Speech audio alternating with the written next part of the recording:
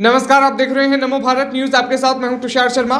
दोस्तों, बीजेपी और तृणमूल कांग्रेस दोनों खुद को मजबूत और दूसरी पार्टी को कमजोर दिखाने के लिए हर संभव कोशिश कर रहे हैं। परसेप्शन की इस जंग में शह और मात का खेल जारी है। पश्चिम बंगाल में चुनावी माहौल दिनों दिन गर्म होता नजर आ रहा है। वोटों की जंग में तो अभी कुछ समय है, लेकिन बंगाल में परसेप्शन की जंग तेजी से नजर होती आ रही है।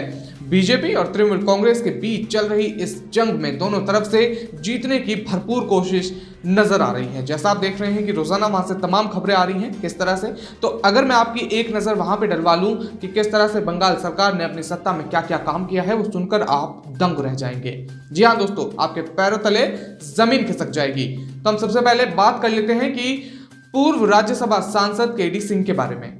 जी हाँ दोस्तों, जैसा आप देख रहे हैं कि आजकल का तनातनी का मामला चल रहा है। आपको बता दूं कि किस तरह से, जैसा आपने सुना होगा, केडी सिंह के बारे में निवेश और जमीन दोनों के नाम पर देश भर में 25,000 करोड़ रुपए की ठगी के मामले में ईओडब्ल्यूज की टीम ने चंडीगढ़ में डेरा डाला था। उन दौरान की अगर हम बात कर ले तो वहां पर घोटाले के मुख्य आरोपी टीएमसी के पूर्व राज्यसभा सदस्य केडी सिंह से पूछताछ करने पहुंची थी और उसके कई कारोबारियों से पूछताछ कर जानकारी भी जुटाई थी।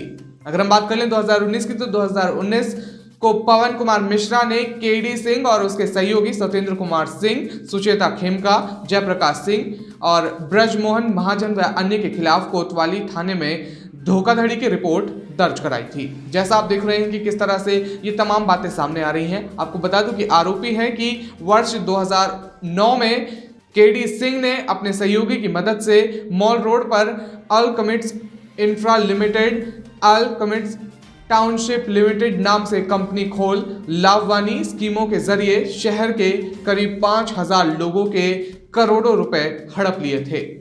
ये मामला दर्ज हुआ था और इसी तरह चंडीगढ़, वाराणसी, रांची, कोलकाता समेत पूरे देश में कार्यालय खोलकर करीब 15 लाख लोगों से धोखाधड़ी की गई थी। इसके बाद कार्यालय बंद कर फरार हो गए थे। शासन के आदेश के बाद मामले की जांच ईओडब्ल्यूज को सौंपी गई थी। सूत्रों के अनुसार ये पता चला था कि ईओडब्ल्यूज ने मामले में केडी सिंह और उनके सहयोगी को नोटिस देकर जवाब मांगा था, लेकिन कोई जवाब नहीं मिला था। इसलिए तब ईओडब्ल्यूज की टीम उनके पूछताछ के लिए चंडीगढ़ रवाना हो गई थी। ईओडब्ल्यूज को मामले में सैकड़ों लोगों के बयान दर्ज करने थे। जी हाँ दोस्तों, जैसा आपने सुना कि किस तरह से ये तमाम बातें सामने आ रही थी, ये धोखाधड़ी का मामला दर्ज हुआ था, तो इसे लेकर दोस्तों एक सबसे बड़ी खबर सामने आ रही है। आपको बता दूं कि प्रवर्तन निदेशालय ने धन शोधन के मामले में तृणमूल कांग्रेस के सांसद केडी सिंह से जुड़ी संपत्तियों पर गुरुवार को छापेमारी की है। जी हाँ दोस्तों, सबसे बड़ी खबर आ रही है। पूरी खबर आपको बताऊंगा दोस्तों। उससे पहले आप सीधे कमेंट बॉक्स में लिखिए कि आपके क्या विचार हैं इस मुद्दे पर। जी हाँ दोस्तों, और साथ ही आपसे मेरी गुजारिश है कि आप इस वीडियो को भारी मात्रा में लाइक और शेयर कीजिए ताकि ये सूचना ज्यादा से ज्यादा लोगों तक पहुंचे। और एक गुजारिश और है, आप इस वीडियो के अंत तक जरूर बने रहिए, क्योंकि इस वीडियो में हम आपको बताएंगे कि जब ममता सरकार सत्ता में थी तो उन्होंने क्या क्या ऐसे कारनामे करे थे जिसे सुनने के बाद आपके पैरों तले जमीन खिसकने वाली है, और साथ ही इस पर भी हम विचार करेंगे। तो बिना समय गवाए हम शुरू करते हैं। किस तरह से आपने देखा कि उस पर छापेमारी की गई है। आपको बता दूं कि केडी सिंह की दिल्ली और चंडीगढ़ स्थित संपत्तियों पर ऐसे समय पर छापेमारी की गई है जब तृणमूल कांग्रेस प्रमुख और पश्चिम बंगाल की मुख्यमंत्री ममता बनर्जी दिल्ली में है। ममता ने प्रधानमंत्री नरेंद्र मोदी और गृह मंत्री अमित शाह से मुलाकात की है। अधिकारियों ने बताया है कि संसद के खिलाफ कथित पूंजी धोखाधड़ी और आवास घोटाले से जुड़े मामले में अतिरिक्त सबूतों को हासिल करने के लिए छापेमारी की गई है। जी हाँ दोस्तों, आपने बिल्कुल सही सुना, और छापेमारी की जो कार्रवाई है वो की जा रही है। वहां पे उनके खिलाफ धन संशोधन रोकथाम अधिनियम के तहत मामला दर्ज किया है। जैसा आप देख रहे हैं, ये तमाम बातें सामने आ रही हैं किस तरह से। और आपको बता दूं कि ममता सरकार, जो कि ममता बनर्जी हैं, फिलहाल अभी दिल्ली में है और ये मामला उन दौरान दर्ज हो रहा है जब आप देख रहे हैं कि पश्चिम बंगाल में चुनावी माहौल चल रहा है।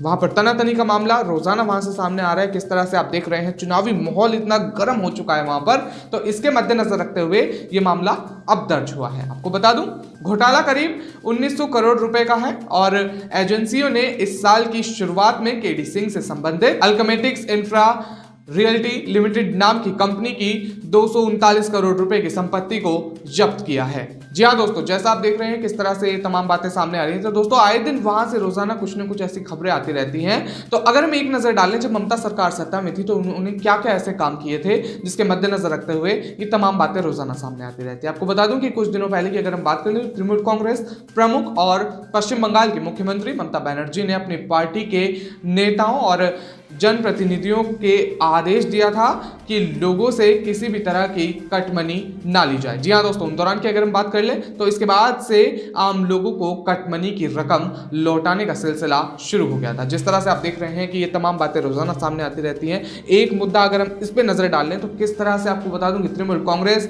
नीचे तक भ्रष्टाचार के गर्त में डूबी हुई है और अब समय आ गया है कि इस पर सख्ती से काबू पा लिया जाए। और आपको बता दूं, उन्होंने बोला है कि ये तमाम बातें मुझे पार्टी में चोर नहीं चाहिए, जिन्होंने लोगों से पैसा लिया हो वो जाकर उन्हें लौटा दें। आप लोगों तो मुर्दे को भी नहीं छोड़ रहे हैं और गरीबों को अपने परिजनों के अंतिम संस्कार के लिए सरकार से मिल रहे 2000 रुपए से भी 10% कमीशन वसूल रहे थे। ये तमाम बातें सामने आई थी। आपको बता दूं, ममता बनर्जी ने इस मामले पर दखल देते हुए सख्ती बरतने की बात कही थी, लेकिन तब तक बहुत देर हो चुकी थी और कटमनी को लेकर लोगों में भारी नाराजगी सामने आ रही थी और ये मामला पूरी तरह सार्वजनिक भी हो गया था। ममता की खुद स्वीकृति के बावजूद भी पार्टी की छवि को नुकसान पहुंचा है। किस तरह से आप देख रहे हैं कि उनकी इन तमाम बातों से पार्टी की छवि को नुकसान भी पहुंचा और आपको बता दूं, इनका खामियाजा पार्टी को भविष्य में भुगतना पड़ सकता है। जैसा आप देख रहे हैं कि पश्चिम बंगाल में चुनावी माहौल चल रहा है, तो इसके मद्देनजर रखते हुए बात कही जा रही है। आपको बता दूं, भारतीय जनता पार्टी को लेकर लोकसभा चुनाव के दौरान बैठे बिठाए ये मुद्दा मिल रहा है। किस तरह से आप देख रहे हैं कि आगामी विधानसभा चुनाव में इसी मुद्दे को भूनने की पूरी संभावना है। और अगर हम दूसरी तरफ नजर डालें तो किस तरह से पश्चिम बंगाल की chit fund company Saradha group ने 2008 में आम लोगों के ठगने के लिए कई लुभावन ऑफर दिए थे। सागौन से जुड़े बॉन्ड में निवेश से 25 साल में रकम 34 गुना करने का ऑफर दिया गया था। वहीं आलू के कारोबार में निवेश के जरिए 15 महीने की रकम 2 गुना करने का सब्जबाग दिया गया था। 10 लाख लोगों से पैसे लिए, जब रकम लौटाने की बारी आई तो 20,000 करोड़ रुपए लेकर दफ्तरों पर ताला लग गया था। जी हाँ दोस्तों, ये तमाम बातें सामने आ रही थी जब ममता सरकार सत्ता में थी। ये लोगों से पैसे लिए थे और वादा किया गया था कि 2 गुना 3 गुना पैसा वापस किया जाएगा, पर जब रकम वापस करने का समय आया तो दफ्तरों में ताला लगता नजर आ रहा था। आपको बता दूं, 3 फरवरी की अगर हम बात कर लें तो 3 फरवरी 2019 को इस संबंध में सीबीआई बंगाल के कमिश्नर राजीव कुमार से पूछताछ करने पहुंच गई थी। ममता बनर्जी ने उनके संविधान बचाव में धरना दिया।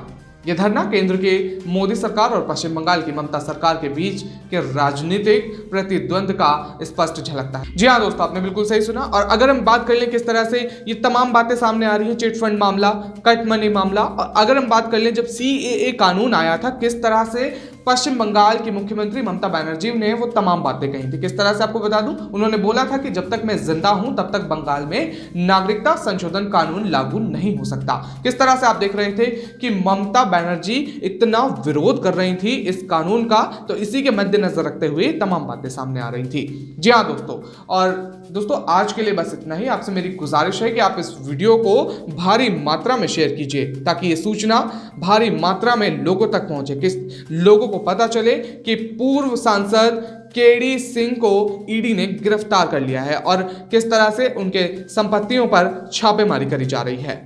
तब तक के लिए हमारे साथ बने रहिए नमो भारत न्यूज में। धन्यवाद। वीडियो को लाइक, सब्सक्राइब और शेयर करना ना भूलें। अपने विचारों को कमेंट बॉक्स में लिखकर हम तक जरूर पहुंचाइए।